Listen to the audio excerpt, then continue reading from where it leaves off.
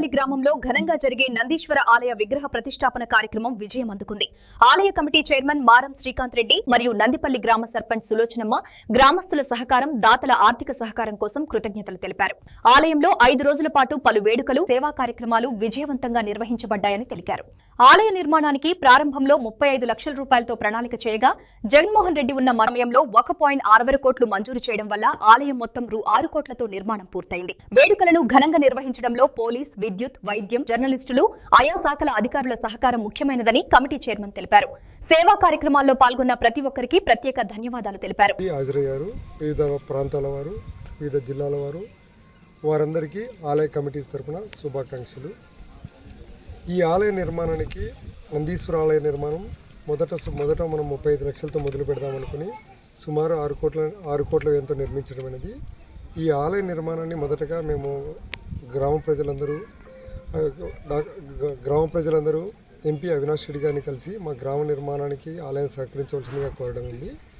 ఆయన అందుకు సహకరించి జగన్మోహన్ రెడ్డి గారితో కలిసి ₹1 కోటి మంజూరు చేశారు.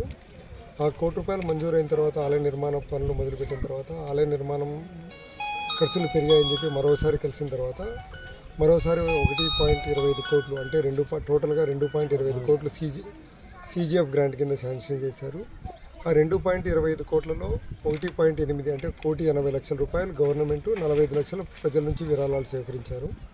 సో ఈ 2.25 కోట్లు శాంక్షన్ చేసిన గౌరవ మాజీ ముఖ్యమంత్రి జగన్మోహన్ రెడ్డి గారికి మరియు ఇందుకు సహకరించిన ఎంపీ అవినాష్ రెడ్డి గారికి గ్రామస్తుల తరపున, ఆలయ కమిటీ తరపున, అందరి తరపున ప్రత్యేక కృతజ్ఞతలు, శుభాకాంక్షలు.